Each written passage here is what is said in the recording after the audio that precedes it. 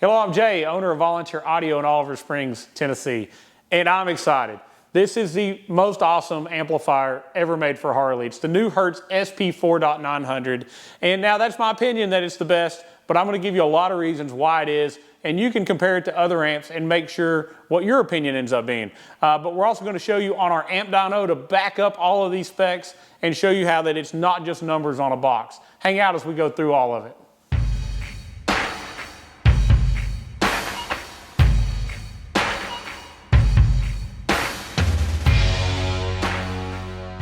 All right, so I've already unboxed it, but I'm going to kind of do an unboxing with you. So this is what you're going to get if you were to order the SP4.900 by itself. In the box, you're going to get an amplifier. It's IPX water sealed, so there's going to be a plate covering all of our connections on the end. On the other end, we have all of our inputs, outputs, and power connections, all on one side. Going to be great for a Harley because it's going to make it work if we're on a road glide. And it's underneath. We have access to all that wiring on one end or the other instead of out both ends. We definitely don't have room to come out the side on a road glide under the stock radio either. It does come with quick disconnect, so once wired in, this amplifier can be easily unplugged and taken out. That also gave us a much better way to make complete plug-and-play harnessing like you see here. So this is something that you're not going to get right in the box, but it's something Volunteer Audio offers, and that is a completely pre-wired plug-and-play amplifier. Power and ground already attached. Plug-ins that plug right into the back of the radio to make this a very, very easy install. And believe me, we'll have plenty of videos going over how to put this in and all about those plug-and-play configurations. But if you buy just the amp, you're going to get the amp. You're going to get this quick disconnect connector to go on the end of it. It's all water sealed. These are marine-style connectors. It's IP55 rated. So that is a marine rating. Conformal coated circuit boards. Water's not going to get into this amplifier in your Harley. It's never going to be an issue. It's not going to take it out. Many other amps are not conformally coated. They've got fans, like the Rockford has a fan blowing right into the amp as an example. That's going to blow water and dirt in it. It's going to shorten that life. But here are the important things. It's everything that this amp is capable of that most other amps can't. So first we're going to start talking about sound quality. Now I know it's a Harley. I know it's got a lot of ambient noise. But we need sound quality because if we have low distortion, our speakers don't blow when we send them a lot of power, which this amp has. So this has 105 decibel signal to noise ratio. What that means is it's going to be super clean, low distortion, and we're not taking that power that we're wanting to go to our speakers and making noise that's just messing them up. So it also is 0.02% total harmonic distortion. Now, if you look at CEA specs, and we'll be doing some amp dyno results here in a minute, we'll be testing at 1% distortion because that's the industry standard. But this amp is 0.02% is the distortion that it creates at its rated power. So it is an amazingly clean, clear, efficient amplifier. And speaking of efficiency, this is the first Hertz amp to use their advanced D-class, or what they call ADC technology. It makes it 85% efficient. So at the same time that it's super powerful, it's not going to draw down that electrical system. You know, we've got very limited amount of power factory on a Harley. We've got a pretty small battery. We've got about 60 to 70 amps of usable current, and this is going to definitely fit that bill. It has one last technology that I don't see in any of the other amps. It's called Universal Speaker Simulator. So when you take your factory radio and you run it into an amplifier, it's no longer connected to a speaker. And a lot of the new digital radios that Harman makes, including your GTS and GT radios, they actually stay cleaner with less distortion when they're loaded with a speaker. So when you unplug that speaker and you go straight into an amp, a lot of times there's more distortion than there would have been. By adding this speaker simulator and creating that 4 ohm load or whatever that impedance load is that this generates, that amplifier inside the radio is going to emit a cleaner signal into this amp. So it's going to overall give you better sound and less distortion coming out. Okay, I've already done a build. If you watched one of our previous videos, we did a walk away with this in a bike, and I was absolutely blown away with the Hertz Neo speakers. And I think the main reason why was the amount of power, but also the clean power. Now I've told many of you don't go over max RMS because the amps out on the market that did 150, 200 watts RMS were super high in distortion, 20, 30%, and you were just going to blow your speakers, and I don't want to see that happen. We want you happy. We want clean power. We want loud, clear audio coming out of those speakers so that they last. But this one does 160 watts RMS at 4 ohm. So if you just hook this up to a basic 4-speaker build, you're getting 160 continuous watts to each speaker. Now if you look at peak power, it's roughly double that, so about 320 watts peak per speaker. For example, the SX165 Neo, that's the most popular speaker probably sold in the Harley world right now. That Hertz Neo speaker needs 100 watts RMS. This is going to give it 160. Many people are going to say, won't that blow the speaker? Well, I was worried too, but I've tested it, I've listened to it. We listened to it for a long time. No signs of the speaker getting hot, no weird smells coming from overheated voice coils, and it was just so clean and sounded so good, I was blown away. Now, if you give it a 2 ohm load, and on the bike we did a 2 ohm load on the front. That is when we stacked 2 pairs of 4 ohm speakers. We did uppers and lowers on the front. We did 6x9s in the back. With a 2 ohm load, this amp does 250 RMS watts to each one of those channels. So that's a tremendous amount of continuous power. So if it's 250 RMS, it's roughly 500 peak. We'll test these things on our dyno. We'll do a certified run where we get RMS power. We'll also do a dynamic run to see what dynamic power it puts out. So if you were to use this in another configuration, so let's say you wanted to bridge it. Now I'm not going to tell you to bridge this amp and put it on a set of SX690s or SX165 Neos. This thing does 500 watts RMS. You're going to blow the speakers, no matter how clean the signal is, they're not going to handle that. We're actually going to end up starting to break the speaker. You're going to have the spider break. We're going to have things start to come apart that's just too much power if the coil can handle it. But the other time is if we're using an MPS shallow sub. So Hertz came out with their MPS 250, S2, and S4. Great subwoofers. I'm excited to put them in some Harley side bags. This is going to be my go-to amp. 500 RMS to each sub. The sub needs 500 RMS. It's going to be amazing. Now I want to talk about some numbers on the box. If you look at the other amps that we sell here at Volunteer Audio, we have 3 amplifiers that we normally put in Harleys. We do the Hertz HMP 4D, and right on the box it says 600 watts. They did that because the amp was 300 RMS, 600 peak, and with the efficiency of the Neo speakers, they were super loud and we had a really good sounding bike. Now they did something different. They put 1,000 watts on this box, and 1,000 watts is RMS power. This is actually 2,000 peak. So if you compare the HMP 4D numbers to the SP4.900 numbers, understand this should be 2,000 if you're comparing apples to apples. Or the other amp should say 300. So it's 300 versus 1,000 or 600 versus 2,000. We also have the Precision Power amp that we normally sell. It's 400 RMS, 800 peak. So you understand the HMP 4D is 300 RMS, the MA 4.400 from Precision Power, MAA 4.400 is 400 RMS, 800 peak. This is 1,000 RMS, 2,000 peak. Just a monster of an amp. So that's a whole lot of talks. Let's get this on the dyno. I've already got one set up here, and let's see what kind of RMS specs we get. All right, so let's get the amp on the dyno. As you see, I've already got one sitting here on top of this, and you're probably wondering what is all of that. So let's start by going into that because there's many dyno videos on the internet, and this thing can somewhat be cheated, and I want to explain how it should be done and how we're doing it so you know that we're not trying to cheat the system to show bigger numbers. First off, there's only one dyno in the industry that everybody uses. So if you're a manufacturer and you really care about the specs you're going to give out to your customers, you're going to use the SMD or Demore Engineering Amplifier Dyno AD1. Now, I've had this dyno for about a year and a half, 2 years. We just haven't videoed it and showed it to you yet. This is number 65. So to tell you, serial number 65, since they've started making these, they've only made 65 of them up to the point we got ours. There's very, very few of them out there. Very few people have them. And normally they're testing these huge subwoofer amplifiers when they're doing videos. A lot of those amps are super high distortion and they're running what's called a non-certified result. This dyno does 3 or 4 awesome things. First off, it's a DD1 and a DD1 plus meter, so we can connect that up and we can set gains on an amp. It's very expensive for that. I'm not using it for that. I have my handheld versions we're going to continue to use.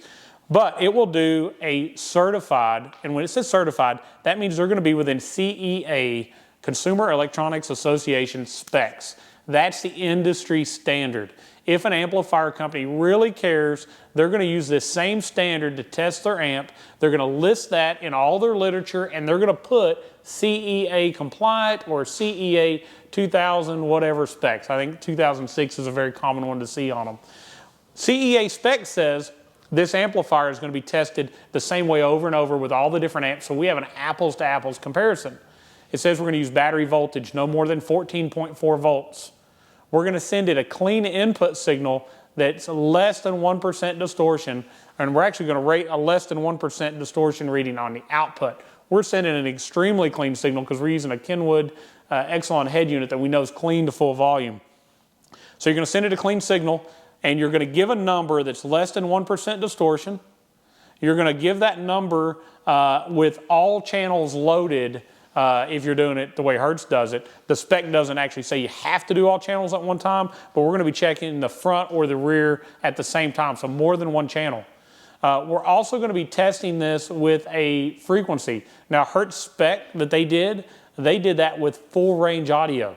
So it was all audio, all channels loaded, and they a lot of times give us a lower number than what we're going to get because their way of testing it is just the hardest way you could do this to get the lowest number. They're going to load the whole amp. They're going to give it all the music at once. This amp dyno is set up to do a certain frequency, and it's going to run through that frequency and do this test. But we're going to give you a certified result, and it's going to say that right on the screen. We're then going to give you a dynamic result. The dynamic result is going to be a way bigger number. It's going to give you those peaks that it will do for short amount of time instead of continuous time. So we'll get to those specs here in just a second. Let me get it set up and we'll show you that run. All right, so I want to take a minute before we give you dyno results. I want to show you what we're using, how we're doing it, make sure there's no tomfoolery or hidden tricks. I want you to see what's going on. All right, so first off, this is Volunteer Audio's dyno. Spent a lot of money to have this to make sure that you get all the information you need about amps, and I'm going to do a series of amp videos coming up soon, showing you the differences between different amps and output. So let me tell you what it's comprised of. The main part is the AD1, AD-1 DeMoore Engineering SMD dyno. This is the Cadillac of dynos. It's the only one that does this easy and shows you clearly how it was done. This makes it a lot harder to do something that's some sort of trick, like it's going to give you the amount of volts that the battery was feeding into the amp at the time that the results were done. Now, I did find out something I want to let you know. You can fool this. If I plug this into a 12-volt adapter and hook the amp up to a power supply, this would say 12 volts. And so you'll see, you could say that at 12 volts you were getting a number when you weren't. We have an excess power battery. This is a big marine deep cycle battery, and I have an excess power 60 amp Intella supply giving us exactly 14.3 to 14 volts to our battery. When we run this, you're going to see in the low 14 volts, which CEA compliance says we need to be 14.4 volts or less. I don't want you to think that we're not going to 16 volts or 18 volts to get a fake number. It also says right on the display the amount of distortion. Now understand, this amp is 0.02% distortion. This number always reads less than 1%. That does not mean that we were at 1% distortion at our rated spec. That means that that is where the amp clipped at was, and it sees that as more than 1% is at this max power.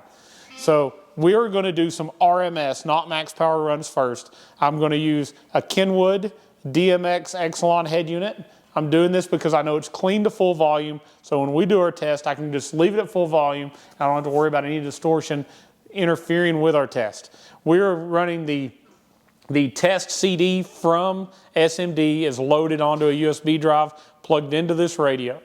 I have two ways that we can test this amplifier. We're going to start with RCA connections. This is a 4-volt pre-out radio, so we're sending 4 volts of input current into the amplifier with RCA. I've also wired this up where I can swap that to high-level input. We'll reset up and do high-level tests, and I want to do that because on a Harley, we always go high-level input. So if you want to see how this would be on a Harley, we need to do high-level, but I'm going to give you both results. So we're going to start. I'm going to do a certified dyno run at less than 1% distortion, 2 channels at 4 ohm, then we're going to do 2 channels at 2 ohm, and then we're going to do a dynamic run to see what's the peak power this amplifier is putting out. Every time we do that, I'm going to have our amp clamp on So I can not only tell you how much power it put out, but I can tell you how much amperage the amp was taking while doing that output. So we'll see what our max amperage is. Now understand this may be a little high because we're going to clip the amp to find these max numbers, and in a clipped situation your amp always draws more power. But we're going to see what that requirement would be not to blow a fuse and what size wire would be needed and such. We're just going to double check the specs that Hertz has said. So with all that being said, we're going to reset up the camera, get a better view of the screen, and we're going to start running some tests. All right, so we're all set up. We're on track 9, which is what the dyno company says to use. It says right here, use 4 or 9. 9 is for full range amps, which this is. 4 would be for a sub amp. We've got it set for a certified dyno run at 4 ohms. So we're going to check the left and right front channels at 4 ohm. I'm going to press start. I'm going to unpause the track, and then we're going to get our results as it goes through its test. So this is going to be a ramp up. We're going to see what our max is. All right. That's pretty good results. And let's see what we got here. Amp clamp says we pulled 14.7 amps. According to the dyno, let me go and pause this track so we're not just sending a signal to it. We got 173 watts at 4 ohm and 171 watts at 4 ohm at 14 volts. So we're less than that CEA spec. Our amp is rated by Hertz to do 160. It did 173. So as you see, Hertz normally underrates their amplifiers some, just to make sure that everybody gets at least what they say. So 171 to 173, that's over 10 watts more than they claimed. We're going to reset the dyno. We're going to go back. We're going to do a 2 ohm run now. Actually, let me hit the right buttons. All right. Certified dyno, 2 channel. Let's go to 2 ohm. Same scenario. We're going to restart track 9. I'm going to pause it. I'm going to hit start dyno, and let's see what we get at 2 ohm.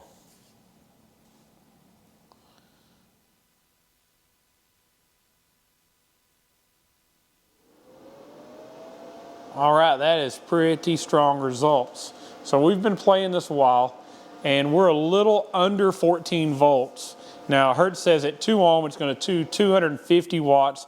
We're getting 285 and 288, so a little over 30 watts more than they said we were going to get. All right, so let's back up. I'm going to go back.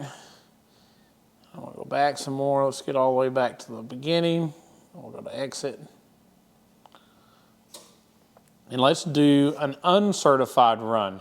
That's going to not care as much about distortion. So a lot of the amp companies out there right now, I don't even think they're using a meter at all. They're not using a dyno. They're just putting a number on the box.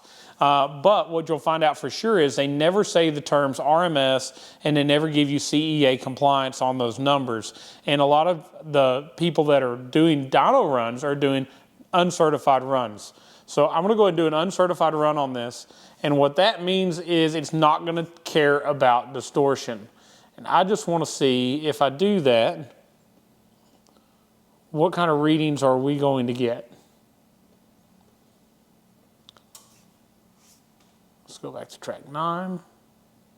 I'll pause it, start our dyno. Let's see what we get uncertified. So this just runs all the way to clipping, doesn't care about distortion. Okay, with our battery down, we're very similar in power because our amp is so clean. You know, that's what I told you before. When you have a clean amplifier, this number is going to be very close to what it is because we're less than 1%. So we did not hit distortion until the amp clipped.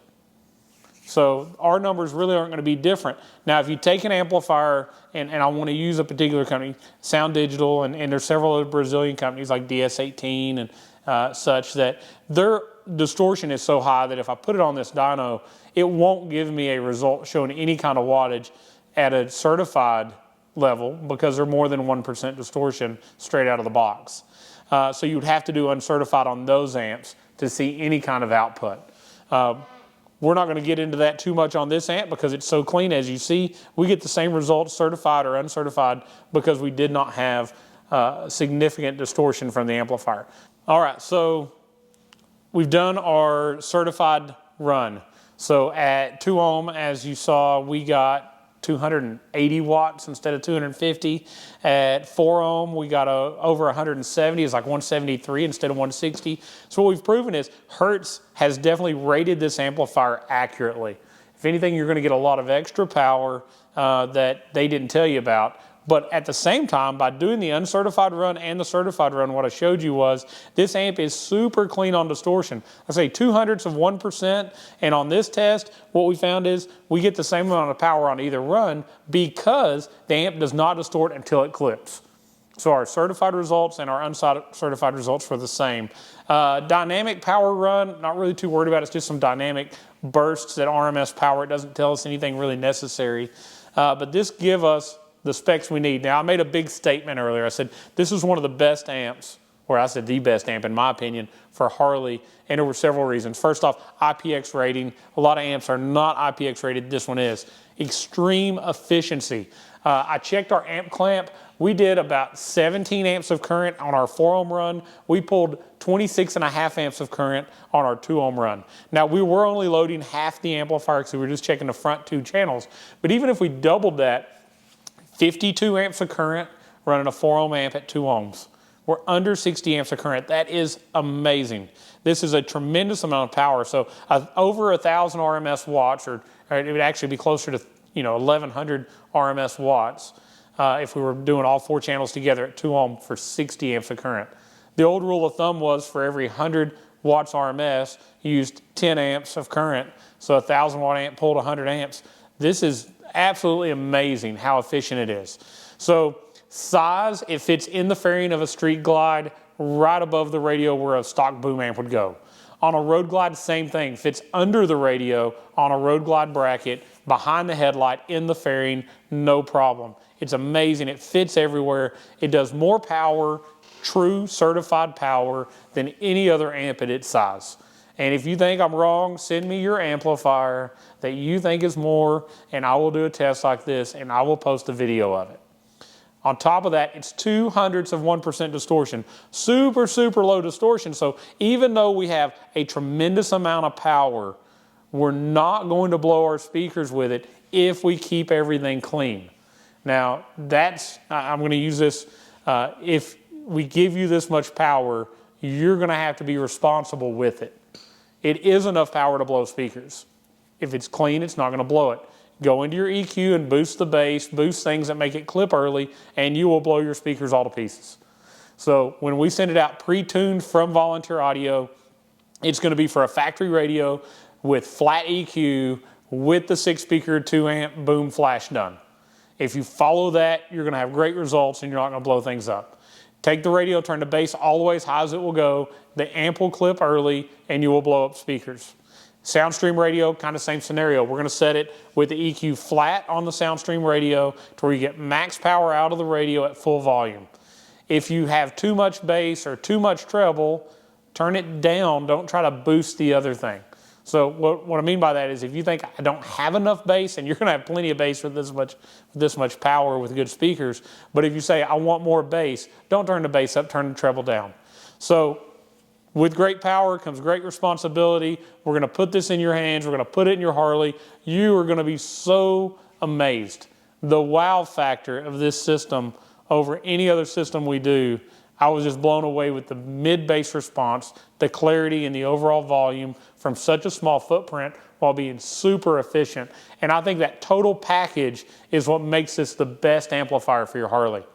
Now, with that being said, I'm fixing to do a series, Good, Better, Best. We're going to run through all the amplifiers that we do. That's coming up, so watch out for that video. We're going to dyno test the HMP4D, the MAA 4.400 from Precision Power. We'll retest this Hertz amp and show those results again. But we're also going to connect it to a speaker. Some SX165 Neos, a pair of them. We'll hook up a dB meter so we can tell the total SPL, and we're going to try all 3 amps so I can show you when you pay more and you get more power, what does that equate to in sound? So we're going to set that test up. That's coming out in a future video very soon. So watch it for it. Definitely subscribe to the channel. I hope that you are amazed with this Hertz amp like I am.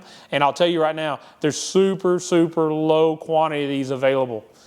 We received 10 of them only 36 came into the country. And we received that quantity so we could do all this testing. We've tested it with Soundstream radio. We've tested it with factory GTS radio. We've put it in a bike. We've dyno tested it. I mean, we've run this thing through all these tests because I'm the owner of Volunteer Audio and I am OCD in quality. I want you to have a great, great experience, and I'm not going to sell you something unless I've tested it every way that I know how to do it. And I wanted to show you some of those tests that we do. I want to try to bring it in the normal terms, and our next video where I test it and hook it to a speaker will hopefully make it where it's not so technical and a lot more easier for you to understand.